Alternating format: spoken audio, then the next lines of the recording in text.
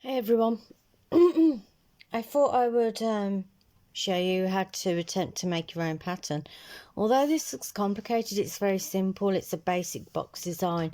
This is the first hooded jumper in the video that I did that quite a few seem to like. Now I thought if you could get the measurements yourself, you could work out your own patterns. There's not that many patterns out there for the LK150. It's a newer machine. Most of them are based on the older brothers or the standard gauge rather than the mid gauge. So let's get started. I've already started a little bit. So I've drawn out my person, where I want the garment to fall exactly. This is just a rough thing. Half of this won't be here because of the pattern that I'm doing. I want to try and do a Batwing jumper.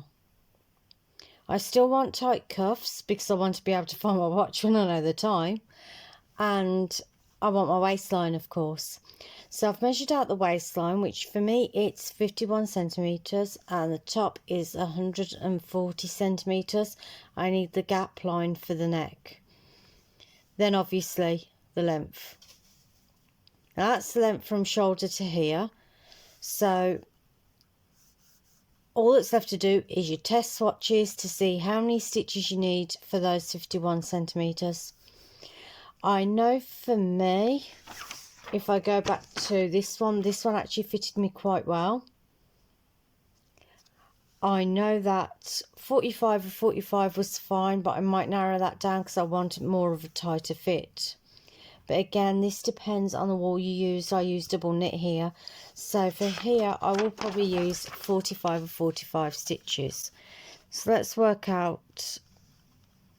So that's in centimeters.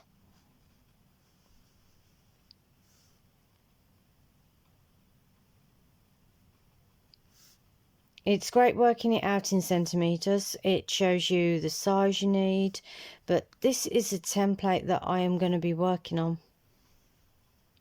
So I'm going to do more of a gradual decrease here. Of course, I want one side to have a neck arm. This piece that I'm working on is going to be worked in two pieces because my machine isn't long enough to do it in one.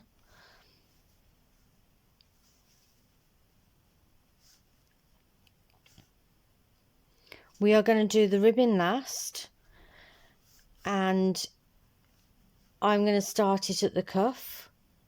So this jumper is actually going to be made sideways.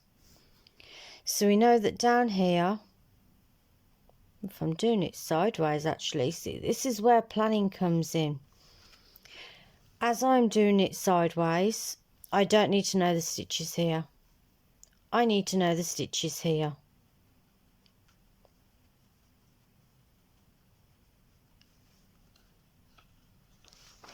So what stitches did I use for my cuff?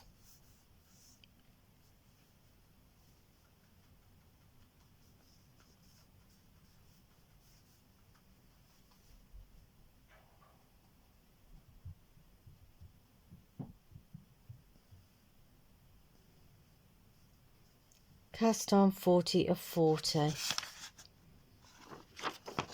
So we're halving that, so that's 20 of 20 stitches to cast on. Then I'm working down here with a gradual increase.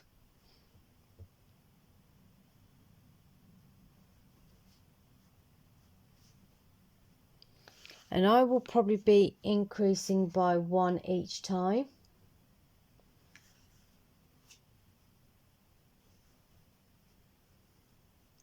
Every other row.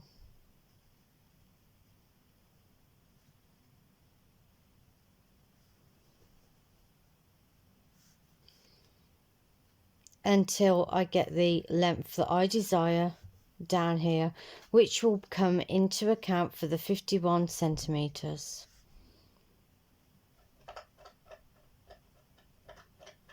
Then I will quite simply be repeating this on the other side, but decreasing.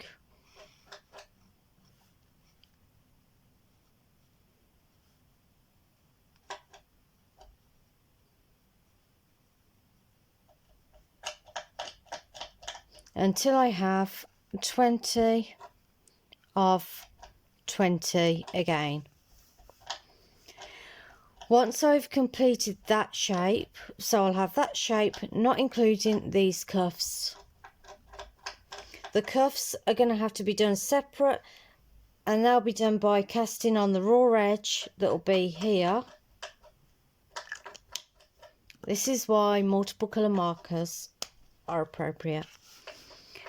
I'll be casting on from here on both pieces of material, and here and here, so that I get the stitches going the right way, so it's a nice tight cuff for me.